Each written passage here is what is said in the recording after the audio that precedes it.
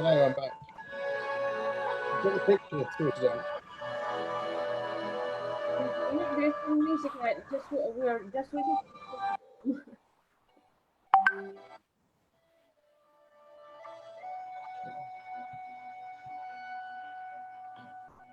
We have the 15 minutes.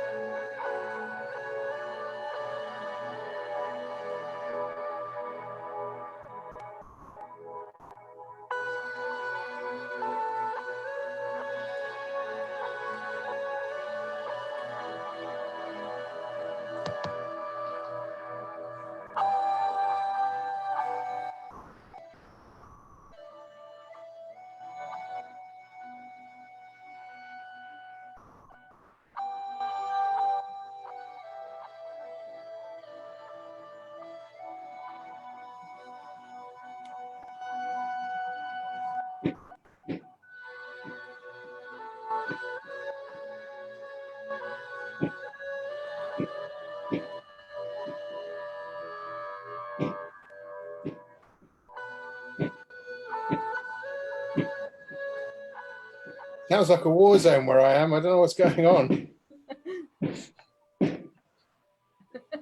Someone must be having a celebration. I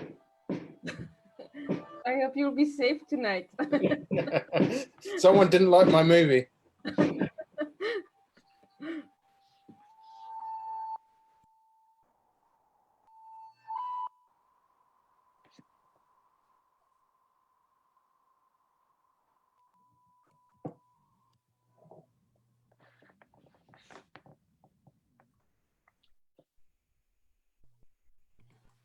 We're trying to be on time, so we'll still have 5 minutes. Is it the exact time you have in London? Yep. Yeah. It's we are just functioning like a teaser for people to come to join us.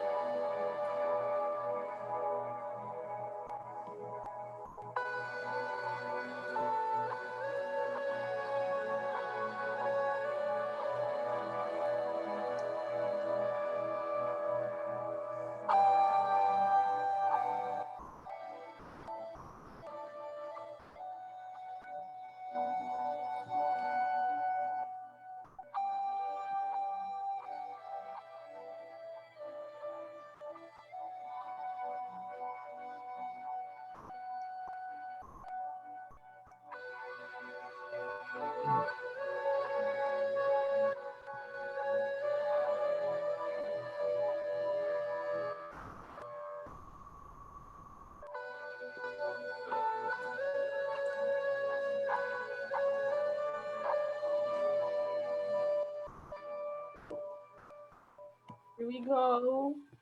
Okay.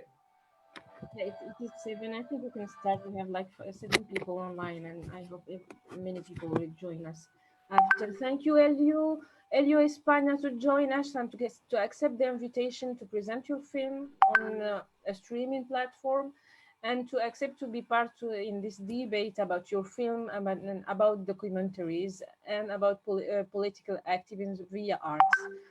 I already told you that I apologize for my English because it's not my first language, and I was not supposed to do the debate, but the person who was supposed to do it isn't available tonight. So I'll do it. I'm trying to do it, and I ask everybody to help me with some words if I am missing something. So Your English is excellent, don't worry. thank you. Thank you. So I'm gonna take a moment just to explain some technical stuff to the public who didn't manage to see your film on the streaming platform.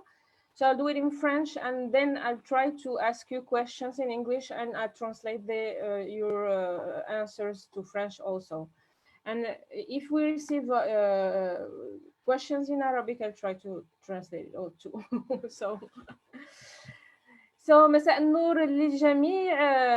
Je suis vraiment heureuse de vous accueillir malgré les circonstances de l'état d'urgence sanitaire sur ce débat des Jeudis Cinéma et Droits de l'Homme de la 10e saison que nous avons ouvert hier.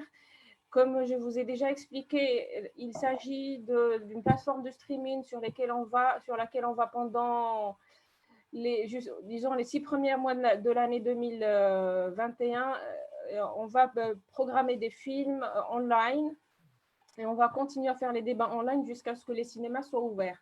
Donc, le principe, c'est que vous allez sur le site ou sur les liens qu'on va promouvoir sur les réseaux sociaux, vous vous inscrivez et vous allez recevoir un mot de passe sur vos boîtes mail pour pouvoir accéder à la plateforme de streaming. Ce mot de passe, il est unique, il est pour chaque personne qui s'est inscrite. Donc, je pense que beaucoup de personnes l'ont reçu.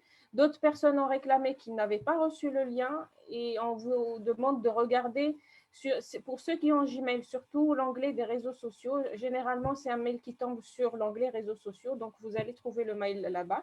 Et le film sur Banksy, sur lequel on va débattre ce soir, il est disponible sur la plateforme jusqu'à dimanche soir. Et vous allez, ceux qui n'ont pas eu l'occasion de s'inscrire, vous pouvez encore vous inscrire. Nous essayons d'envoyer les accès chaque demi-heure. Donc, comme on vous a promis, c'est le premier débat en ligne avec un réalisateur et un réalisateur de talent. Comme ceux qui ont pu voir le film, vous avez vu le film Banksy de Elio Espana.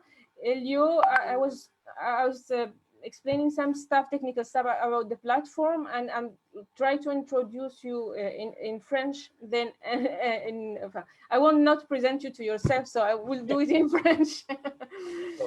So, Elio Espana, il est directeur, réalisateur et producteur de plusieurs films. Il est spécialisé dans la réalisation, la production de films sur des artistes, notamment des chanteurs. Il a fait plusieurs films, notamment sur le Bob Dylan, Prince, Rolling Stone.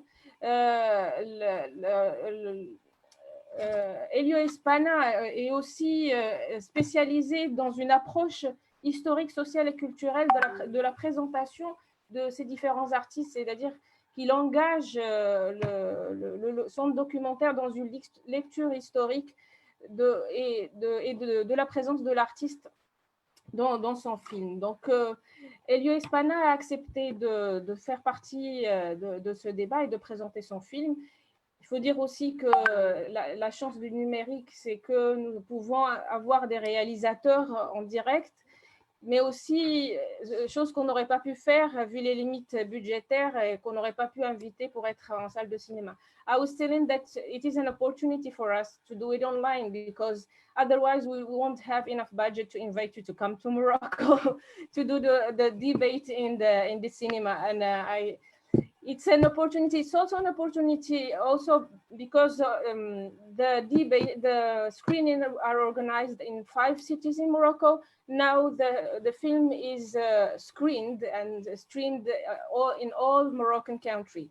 So it is a great opportunity for the Moroccan to meet you and to see your film. Glad to be here.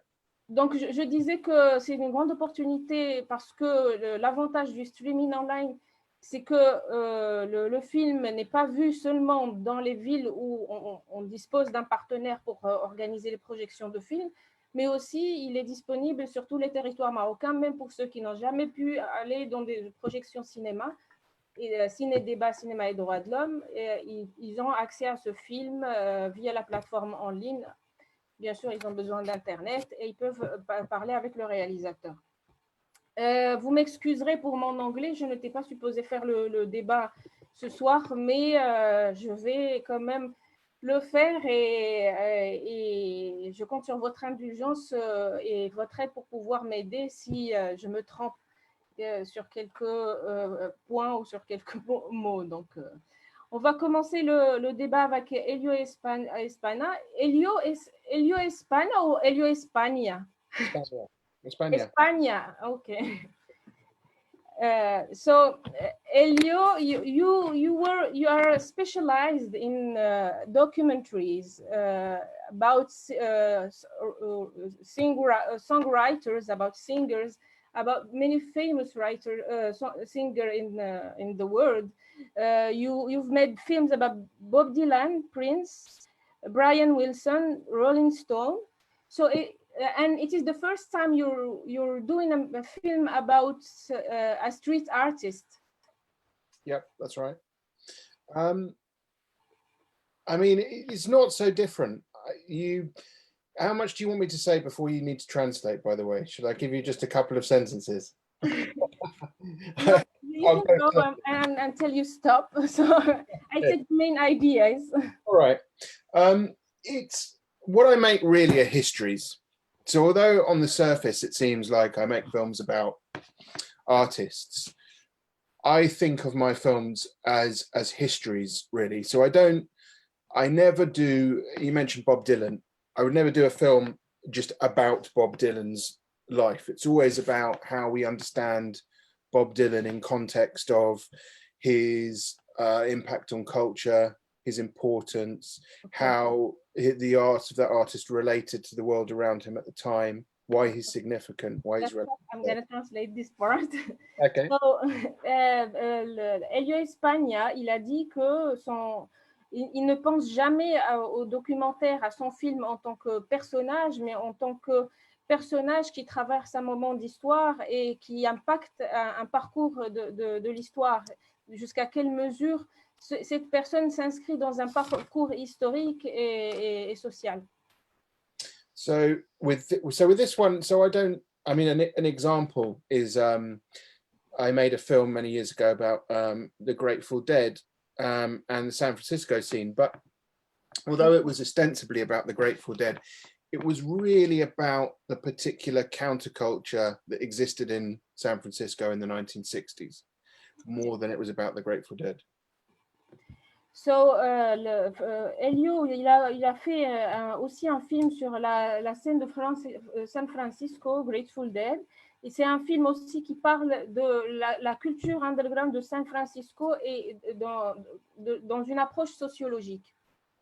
So in that sense, the Banksy, I don't see much of a distinction between the Banksy film and the other kind of films that I would typically make.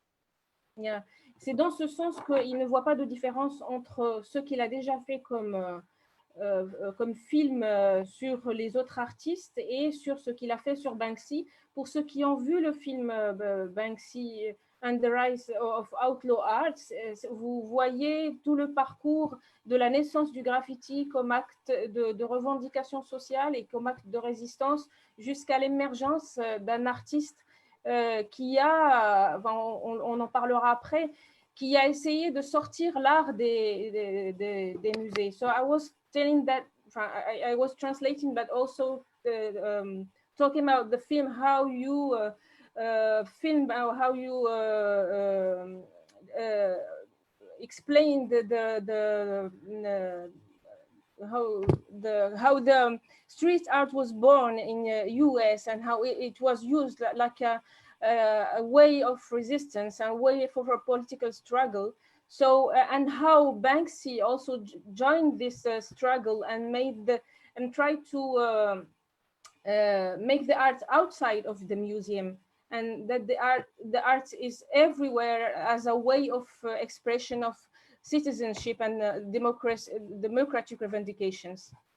That's right, and actually that point was for me the entry into doing the film. So the film came about because I was in Cannes actually at the film market in Cannes in 2018, and it was the week after he just shredded the painting at Sotheby's auction house, the $1 million painting, which he had hidden a shredder in the frame of the painting and destroyed it as soon as it was sold.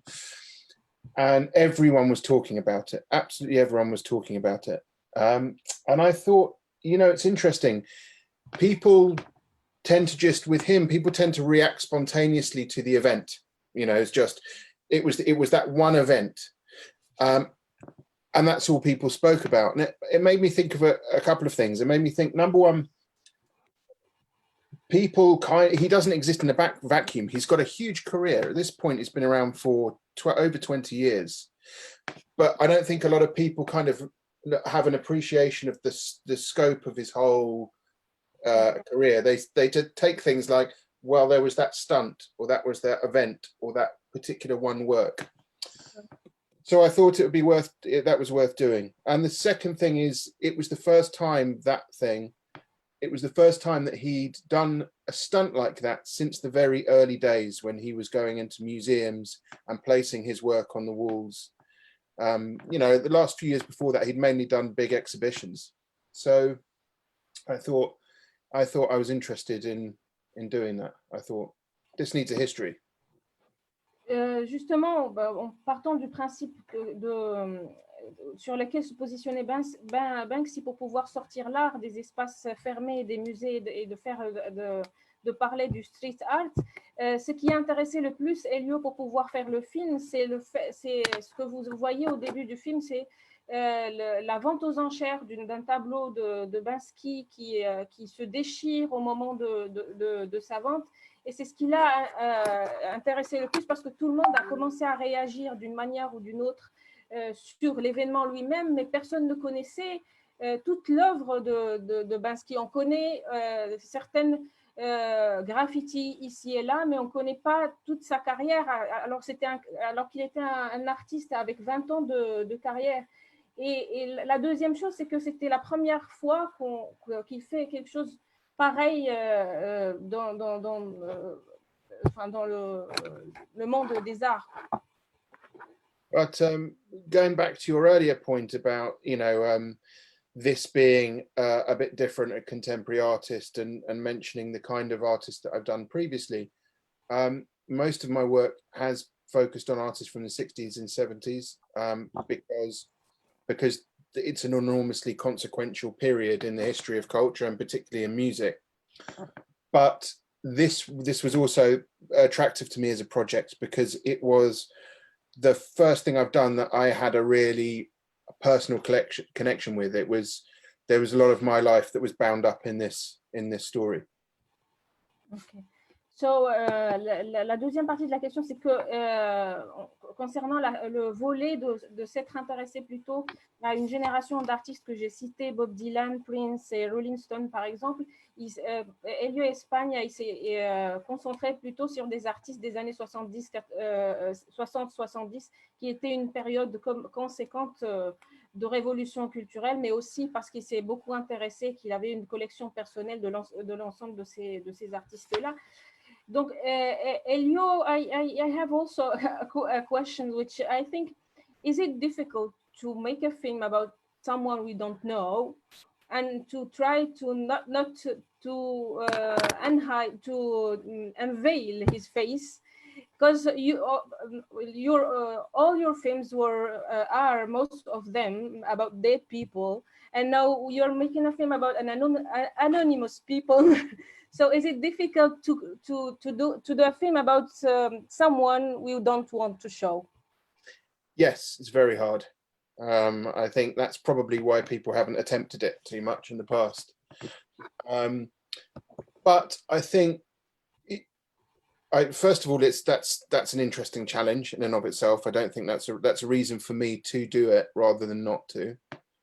And secondly, I think that you find out, for me, the entry into the person, everything's there in his work. It's all there in the art. And if you understand what I was talking about earlier, about how all of our individual stories are a product of the places that we come from, the time that we're born in, and what we do, I think you can have a very, very clear idea of who the person is, even though their identity is obscured. Ma question était sur la difficulté de faire un film sur quelqu'un qui reste anonyme et de construire cet anonymat à travers tout le film. Et, en comparaison, enfin, ma question était, Elio Espana avait fait le choix de faire des films documentaires sur des personnes, la majorité en tout cas des films, c'était sur des personnes décédées. Maintenant, il fait un film sur quelqu'un d'anonyme. Et il a répondu qu'il était justement difficile de faire un film sur quelqu'un d'anonyme et de maintenir cet anonymat. Et c'est ce qui est intéressant dans le challenge, dans lequel beaucoup de personnes ont échoué. C'est qu'il faut à un moment trouver cette entrée envers la personne, et c'est ce qu'il a expliqué, c'est que l'art est le produit de la place où on vit. C'est le produit de l'environnement immédiat dans lequel grandit l'artiste. Et vous voyez aussi dans le film comment il a présenté toute l'histoire de la ville de Bristol et où il est né, et tous les mouvements de résistance à Bristol, mais aussi au même moment dans le monde par rapport à la place du graffiti dans la résistance de la revendication sociale. So, I explained your answer, and I switch also to explain how you tried to explain where was born Banksy and the city of Bristol, and what happened at this moment all over the world with the use of graffiti and all in New York and other cities to like a tool of social and political revendication. So I'm lost with all the questions. So I don't know whether the staff they have. There are some questions. I'm receiving questions here.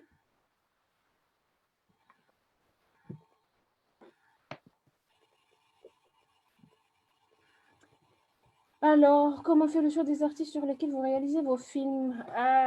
So it is a question that I think you have already tried to answer to it. So how do you choose the artists you make films about? So I think you have already answered that, but you can. Yeah, I mean, I think it's something that where I personally find an interest, of course. And the second thing is where I think that there's that I think that genuinely that other people would want to know about. You know, that there's something that's worth knowing that might not have been said, and that is worth saying. It's that simple, and that I'm interested in. For example, I mean, the things that I'm working on now, the projects I'm developing at the moment have nothing to do with art. So I just got interested in something else during lockdown. So en réponse à la question de comment se fait le choix des artistes sur lesquels vous réalisez vos films, en fait, c'est deux éléments. D'abord, il faut trouver un intérêt à l'artiste, un intérêt personnel, mais aussi un intérêt du public. Généralement, c'est quels sont les personnages pour lesquels les gens aimeraient avoir plus d'informations. And the other question. I can add to that, actually. But for me, there has to be an interesting point to be made. There has to be an interesting social point or political point or philosophical point. Le troisième élément, c'est qu'il doit y avoir un angle d'attaque important, social, politique ou philosophique, avec lequel Elio essaie d'approcher les personnes. Et c'est ce qu'il a essayé de comprendre, parce qu'il utilise toujours, il positionne toujours ces artistes dans le parcours historique et social dans lequel ils vivent et dans leur milieu. Donc, l'angle d'attaque est aussi une entrée d'une question sociale, philosophique ou politique. I have also another question. In your movie, there was this line that triggered my interest. The art world is a big joke. My question is, what is art for you? What importance does art hold for you? Wow, what a huge question. What is art?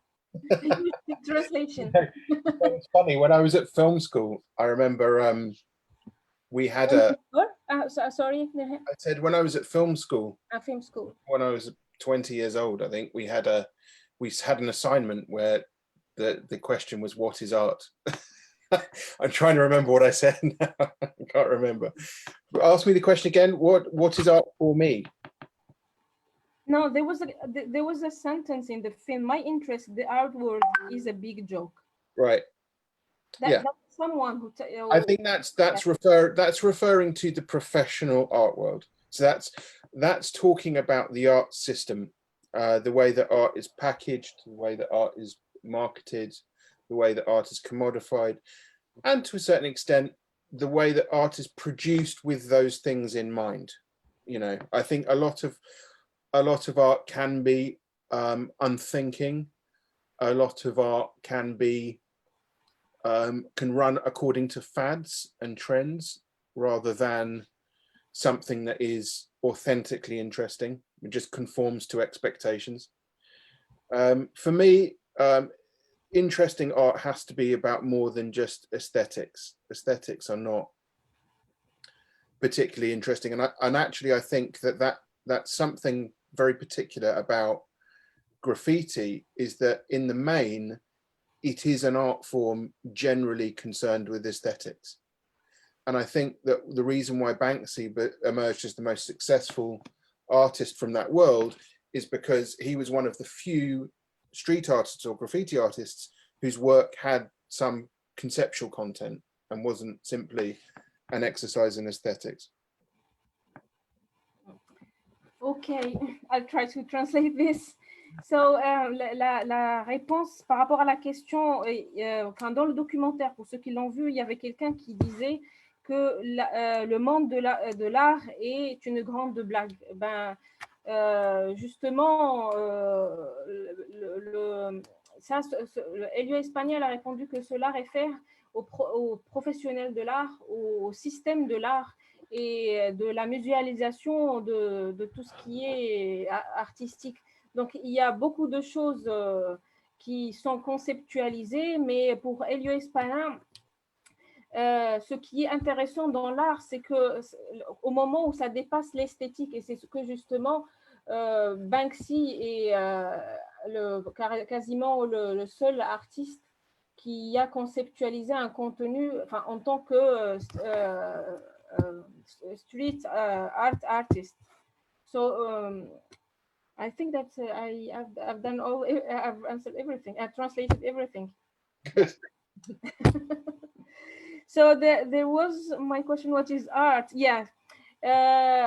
Pour la question, qu'est-ce que l'art pour lui? Enfin, c'est une question à laquelle il a essayé de répondre quand il était jeune à l'école de cinéma, quand il avait 20 ans, mais il ne se rappelle pas ce qu'il avait dit. Mais en tout cas, ce qu'il a dit, c'est que ce qui est l'art, c'est que ça dépasse l'esthétique et que ça reflète justement une culture, une histoire et une condition humaine. When working on this film and getting to know more about Banksy, did his personality and character change anything about you, or did it reveal something to you? Oh, that's an interesting question. Let me think about that. I will translate the question. I mean, I think, no, I've read it. I think it actually didn't reveal something insofar as it confirmed something to me, which I was surprised to find how actually Banksy was quite motivated by being successful and quite dedicated about being successful, about being professional. And one of the reasons why he's more successful than a lot of his contemporaries, I think, is because he wanted to be successful. It wasn't, incidental. I think he wanted to be successful. He wanted to have large-scale recognition despite being anonymous. And he was very focused about doing that. And that is something that I've found in common to a lot of successful artists that I've covered. It's a lot of the time, it's not necessarily the most talented ones, it's the ones that put the work in. And I think that was both surprising, because I think people don't necessarily think that way about figures who seem countercultural or seem rebellious, that they treat it like a job. But it also taught me the importance of sitting down and doing the work if you want to get somewhere in life.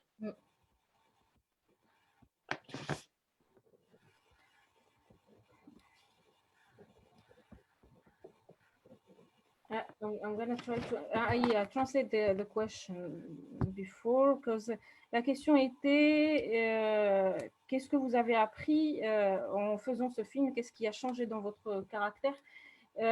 Au fait, Elio Espana trouve que c'était une question très intéressante parce que le parcours de réalisation de ce film a confirmé, il a révélé quelque chose, mais au fait, il a confirmé plus une conviction, c'est que Banksy, il est devenu célèbre à cause parce qu'il voulait, il souhaitait être célèbre. Et ce n'était pas un accident, il a beaucoup travaillé dans ce sens. Et c'est ce qu'il a trouvé en commun avec l'ensemble des artistes avec lesquels il a travaillé, enfin sur lesquels il a travaillé, parce que la majorité ne sont pas vivants, c'est qu'ils avaient cette volonté d'être fameux et connus. Et donc, l'idée principale que ça révélait, ça confirmait, c'est que ça a confirmé le fait qu'il faut, quand on a un objectif, faire son travail et être discipliné pour y arriver. Alors, there is another question. What are your models as directors? Oh, yeah, that's a good question. For documentary, it's Adam Curtis, who makes kind of very broad, in-depth philosophical films. He's mostly on the BBC, or always on the BBC. That would be the kind of key one. And then some of the direct cinema people, Wiseman, Pennebaker. I'm a huge fan of Errol Morris, who started in the 70s, I guess it was, with Thin Blue Line. And recently, his most famous films would have been The Fog of War. And he did the recent one about Steve Bannon, American Dharma, which I thought was excellent. But yeah, again, people that have a perspective on kind of the world we live in, history, I'm a big fan of. And I like Michael Moore because I think he's funny. I very much enjoyed the Trump one, Fahrenheit 11/9. Donc, la question était quels sont les réalisateurs modèles, les réalisateurs que vous aimez. Alors, pour le documentaire, Elio, il a parlé d'Adam Curtis, de Wisma, de Baker, de Maurice, de Steve Bannon. Et en fait, les réalisateurs qui ont une certaine perspective de l'histoire, une certaine lecture de l'histoire. Il aime aussi Michael Moore parce qu'il est assez drôle. Mais surtout sur son dernier film, the last film of Michael Moore is about Trump, you said. Yeah, Fahrenheit 11/9. That's on Netflix at the moment. Le dernier film de Michael Moore, c'est sur Trump. What motivates you to do a movie about an anonymous artist? I think you've already answered that, no? Yeah. And I had a question that when you were talking about the way Banksy worked to be famous, and you said it wasn't accidental. Is it this figure of anonymous artist? Is it a part of the work to be famous? Being anonymous, you mean? Yeah. Yeah, I think so. I think the anonymity is a big part of it. Yeah, I think that is incredibly powerful in terms of his image and the way that he's promoted. That, you know, it's the thing that you can't see. The mystery is always more interesting to people than the reality half the time. But I mean, I don't think it's cynical. He's genuine. I think he originally had a genuine fear of being arrested with the anonymity, and then as time has gone on, it's become more and more a part of who he is. But you know, if you go to Bristol, there's one of his pieces up, the man hanging out the window with the sexual health clinic. Opposite that piece, there's a huge field where people gather and drink. And a friend of mine, and you know, there's full of tourists come to photograph that Banksy piece on the wall. And someone that we both know was telling me that Banksy called him and said, listen, I'm down at this area, come down and have a beer. And he was sitting there in the field with a few cans of beer and his friend, right in the middle of all these people who were standing there photographing his work. And you know, if anyone knew what he looked like, he couldn't do that. Yeah.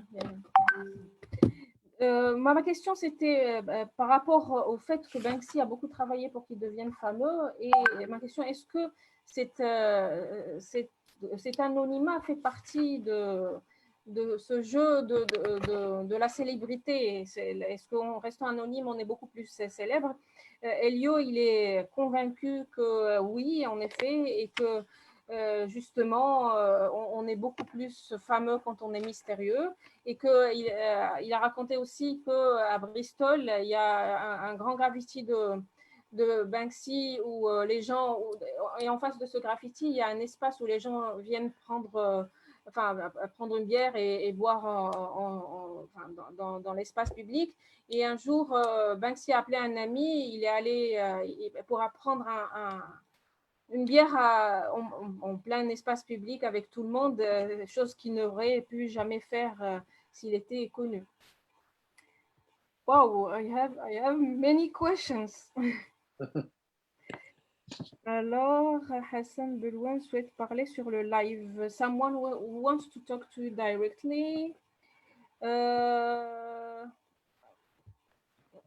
We're going to check this technically, but I'm going to ask you another question. What is an advice you have for aspiring directors and filmmakers?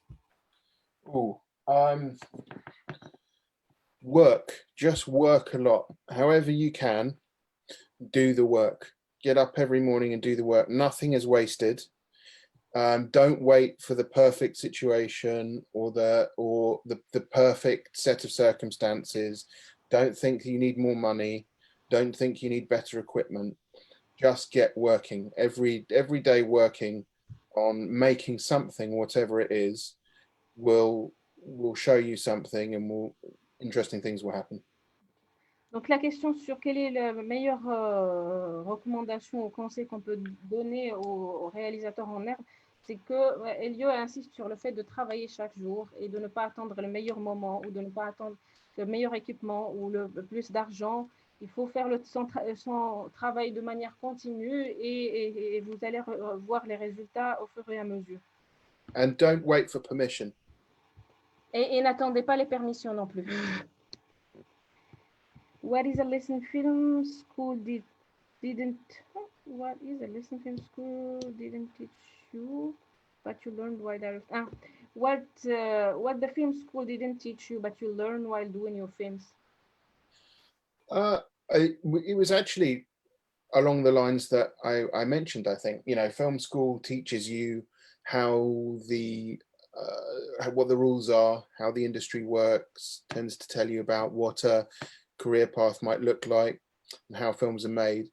And the thing that it didn't teach me, which is what I've just said, is just don't ask permission. None of that is important. You don't have to find someone who wants to pay you to make a movie. You don't have to find where it's going to be. When I made this Banksy film, I had no idea where it was going to end up. And we paid for it. It was funded entirely by my company, and it could have been a huge flop. No one could have seen it, could have lost all my money. I would say that's one thing that the film school teaches you, the opposite of that. Yeah. That you mean that film school do not teach passion? Well, they do, but they tend to try to be pragmatic. So they treat, certainly the one that I went to, the idea is that they were training people to have careers in the industry. Mm-hmm. And I actually think having a concept of the industry is not important. Okay.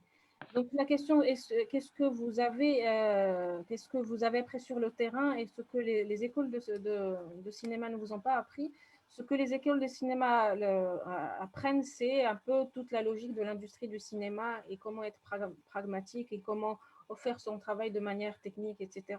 Mais ce que les écoles ne vous apprennent pas, c'est de vous engager avec la passion qu'il faut pour pouvoir faire le travail et de ne pas attendre les permissions. Donc, c'est ce qu'il a appris sur le terrain. What is the biggest challenge you faced while making the movie? Biggest challenge was Well, I mean, it's difficult. I'm finding it difficult to look past the anonymity. No, I think probably the biggest challenge was getting it. I think it's a long film. Anyone who's seen it, it is a long film, and even getting it to that length was a challenge. There's so much that isn't in the film, and the very first cut didn't work really. So the last, it's probably about 40 minutes, half an hour shorter than the first cut, and the last half an hour was completely different first time around. So I changed it completely because it wasn't working. Part of that was the anonymity, working out how to do it with the anonymity, but it was tough to get it into a coherent narrative that everything that I wanted to be in there was in there. Was hard. Okay. So, la question, qui était le plus grand challenge, enfin le plus grand défi qu'il a rencontré en faisant le film. Le plus grand défi, c'était le montage. C'est un long film documentaire. Cette version qui est tout de même longue, elle est plus courte de 40 minutes de la première version. Donc, il a refait le montage 2 fois parce que le premier montage était trop long et qui ça donnait pas grand-chose. Et un des plus grands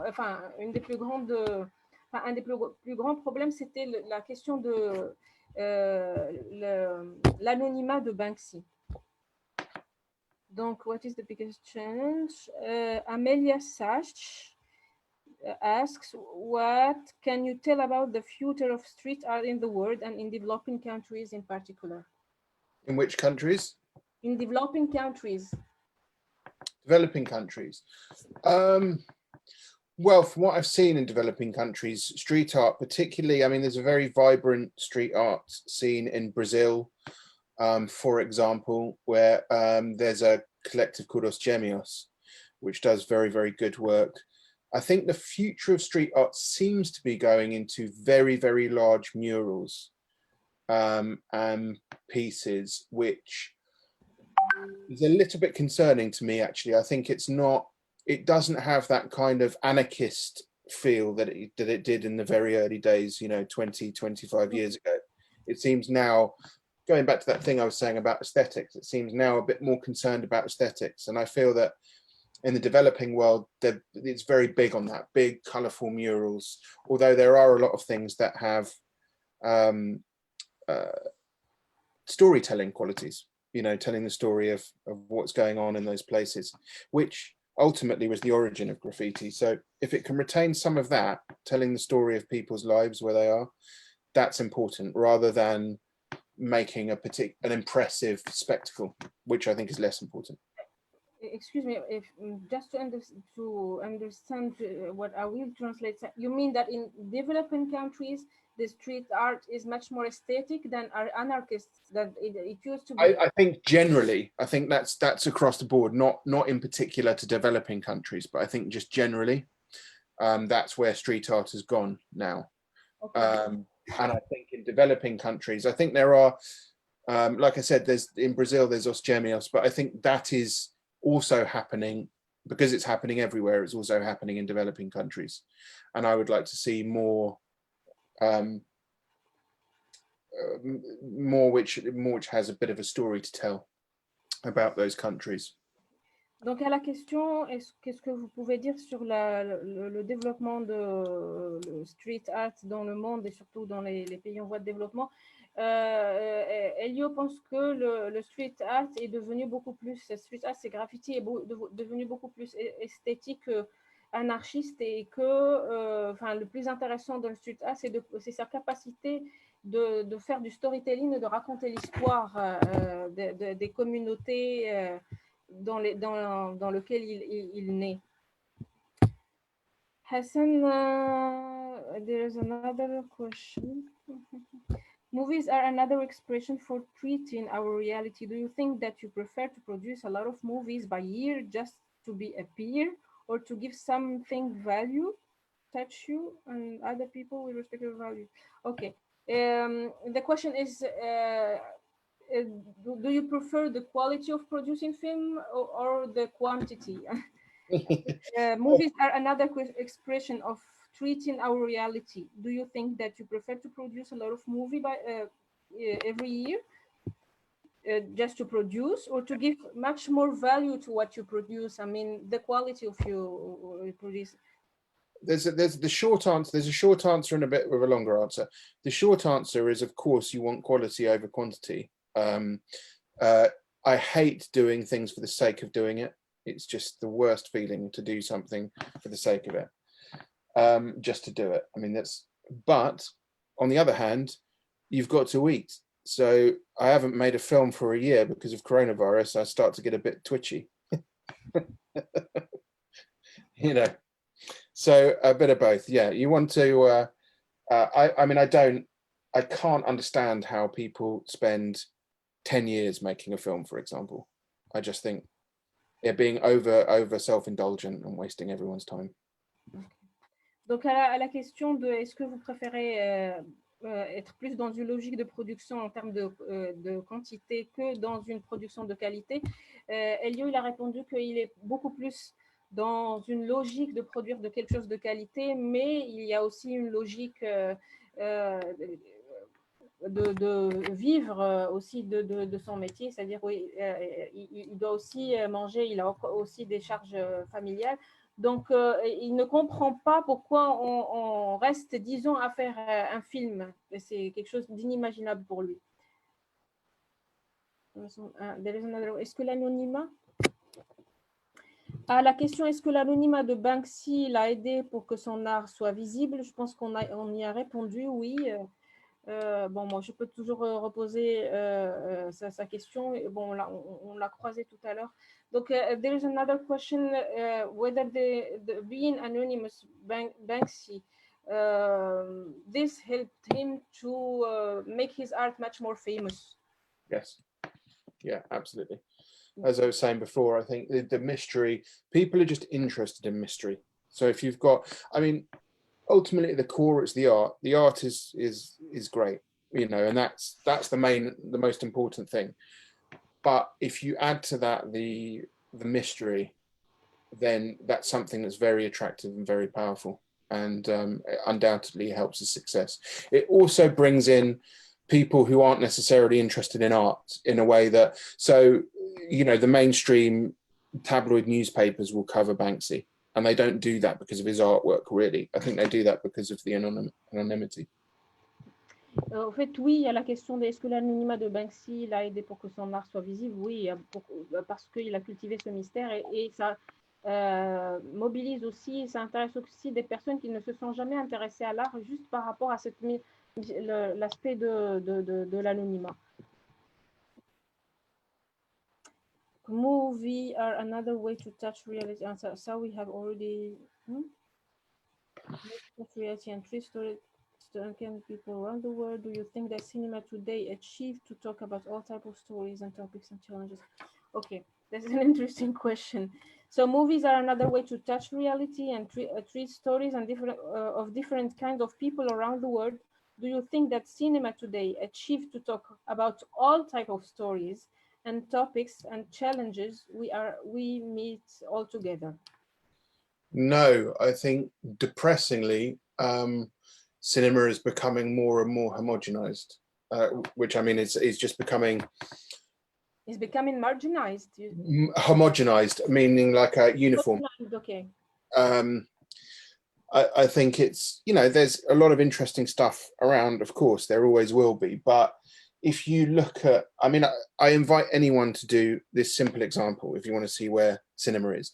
Go to the Oscar nominations on Wikipedia of 1992 to 2000, and then have a look at the Oscar nominations of 2008 to this year, and it will tell you everything you need to know.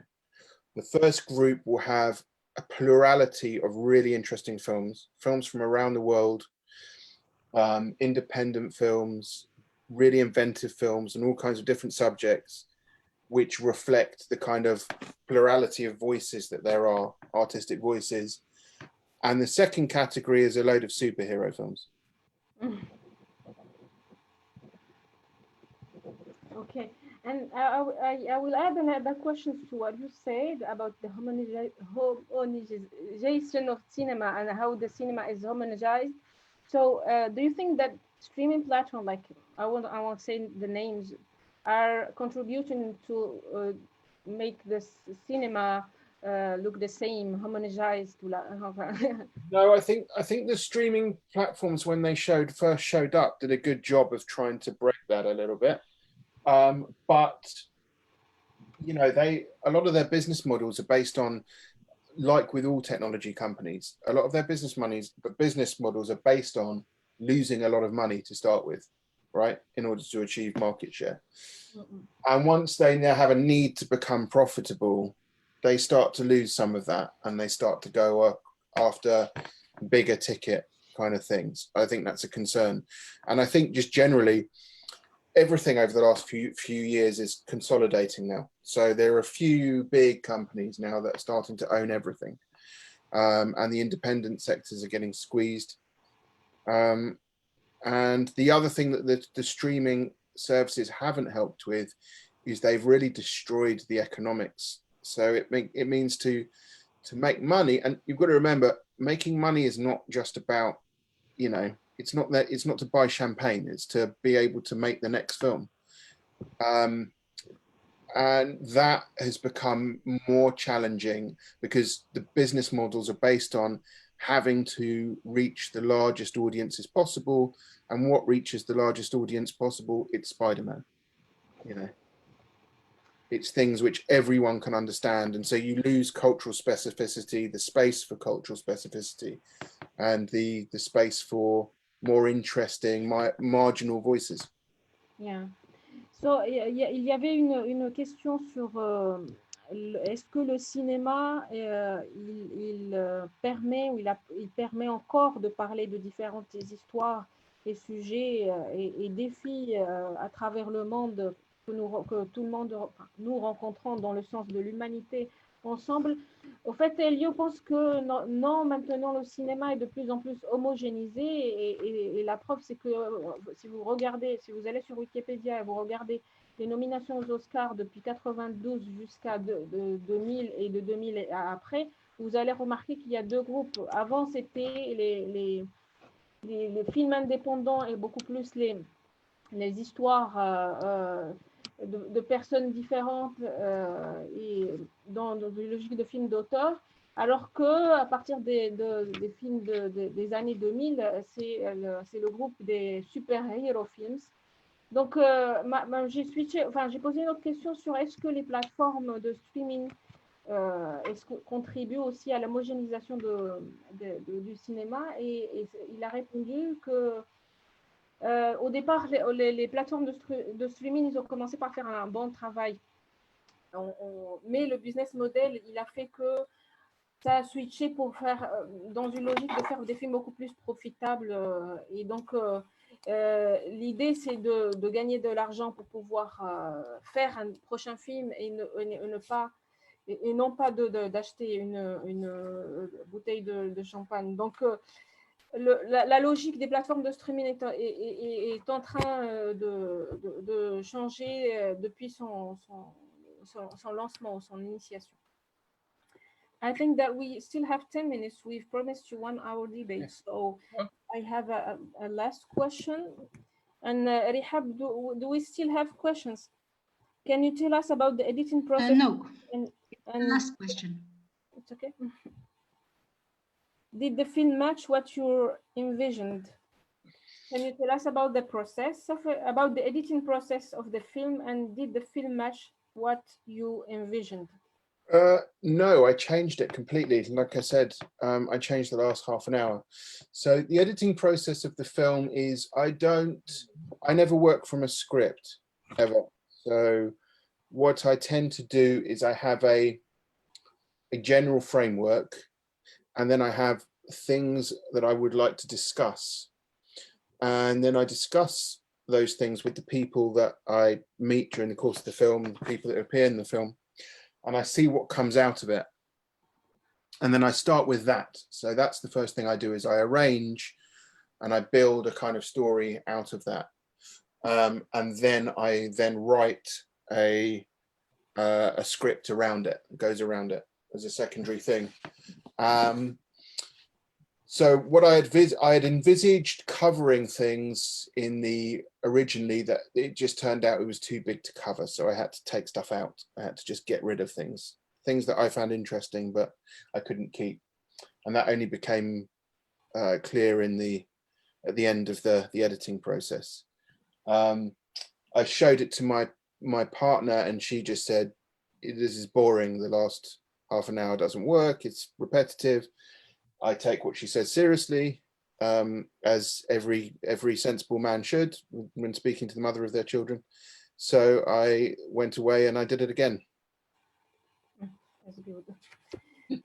Donc la question c'était sur comment s'est fait le processus de montage du film, et est-ce que ça a été exactement ce qu'il avait programmé, donc ce qu'il avait écrit comme script. Donc il a expliqué qu'il ne travaille jamais à partir d'un script, mais il travaille à partir d'un cadre de travail framework, et il établit des axes sur lesquels il veut aborder dans le film, et à partir de ces axes, il écrit un projet de script. Donc il a commencé par ça, et après avoir fait tout le tournage, il a dû faire un premier montage, mais il a dû se débarrasser des 40 dernières minutes du film, parce qu'il a montré à sa coproductrice, qui lui a dit que c'était très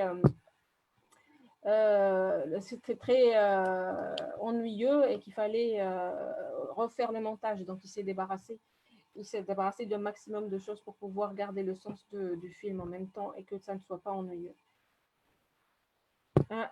Can we still have 7 minutes? I have a last question. Is Banksy's choice of keeping anonymous a kind of fear or resistance of being co-opted by the political system or commercial arts and labels? Possibly. No, I think it started, as I said, I think, and originally it was a genuine fear of being arrested. You know, if you watch the film, you learn from the film that he really started after the biggest police anti-graffiti operation that there had ever been in the UK. And the older generation from him, the friends of his that were 2 or 3 years older, had all been arrested. And it had really shut down graffiti in Bristol. And so the fact that he and his age group decided to start again after that meant that they had to be very, very careful, and were very, very paranoid about arrest. So, and that, you know, that hasn't gone away. I mean, he did the residency in New York, Better Out Than In, it was called, where he did a month-long residency in New York. And the police were breaking into apartments in New York City looking for him. So, you know, that is still, it's not as much of a fear as it was, but it's still a fear.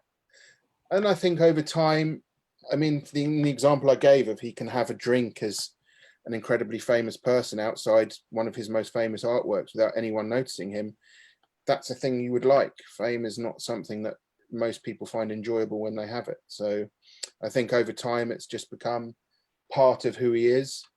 But certainly originally it started as a genuine fear of arrest. Donc sur la question de est-ce que l'anonymat de Banksy était est-ce que c'est la peur ou la résistance qui a construit l'anonymat de Banksy? En fait, il rappelle que dans le film que vous avez vu, que Banksy a été arrêté par les plus grandes polices de street art, et donc c'est à partir de ce moment-là qu'il avait cette peur d'être c'est essentiellement à la base une peur d'être arrêté. Donc même quand il était à New York, il a fait une résidence, la police est entrée dans la résidence artistique et en venant le chercher. Donc, lui, ce qui l'intéresse beaucoup plus, c'est de maintenir sa vie normale. Il a donné l'exemple tout à l'heure du fait de boire une bière avec ses amis dans une place publique sans pour autant qu'il soit identifié. C'est quelque chose que beaucoup de personnes aiment préserver, et enfin, d'autres non. What is the character trait you have? Okay, I will take this last question. So to conclude, what is one character trait a filmmaker and an artist must have or must adopt?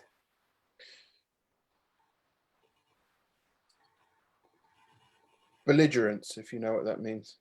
No. Let me try and get a translation. No, just tell me the word. I didn't hear. Belligerence. Ah, belligérance, c'est en français. Enfin, oui, Yeah, that's a French word. Yeah.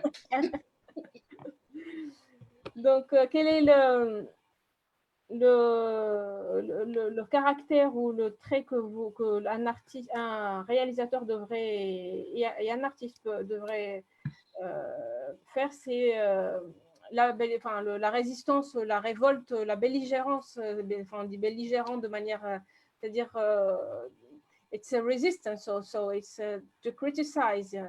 Yeah, just not take no for an answer. Don't take no for an answer. Is what it is. You take note. Don't take no for an answer. Okay. Okay.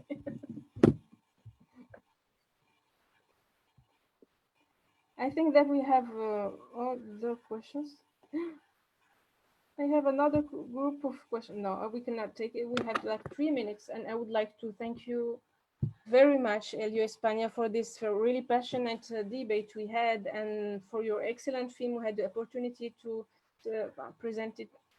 We couldn't screen it in a scene and in a movie theater, but we I think gave the opportunity to all Moroccan in all over the country to see the movie. We will tell you how many people saw the film, and if we still have. Are you on the social media? So can we promote your social media pages? So if some people have questions, they can send it to you. Yes. Well, you can find me, I guess, on Facebook. I don't know how I would do that. I'm someone who just doesn't use social media really. So I have a Facebook page. There's also the Banksy, there is a Banksy and the Rise of Outlaw Art Facebook page as well. You could email that. He promotes everything. Can you have if you have other pages, you can send it to us. We will promote this via our social media. I'll send it to you. Okay. Thank you very much, Elio Espana. I think we had 1 hour debate as we promised you. So thank you very much, and hope to meet in reality and maybe to present your next film. You didn't tell us about your next film. No, I can keeping it quiet at the moment. It's a big secret. Thank you very much. I don't know when I can make it. I've got to be allowed out first. Yeah. So, but anyway, we'll see. Hopefully I can bring it to Morocco. That my father would be very, very happy about that. And yeah, we didn't tell our followers that you have a story and his story with Morocco that your father lived in Morocco in Tangier. Born in Morocco, yeah. He was born in Tangier and lived in Rabat and Casablanca also. That's then right. He migrated to UK when you were born. So have you ever been to Morocco since then? No. He has. No, I think I went to Ceuta years and years ago. But that's Spanish Morocco. It's not the same thing. But he goes every once in a while when he can. Okay. We hope that we will meet you here in Morocco, and we will have the budget to invite you to see your father's country. Yes, I'd love to. Yeah. Okay. Thank you very much. Thanks. Hope you enjoyed the film. Thank you.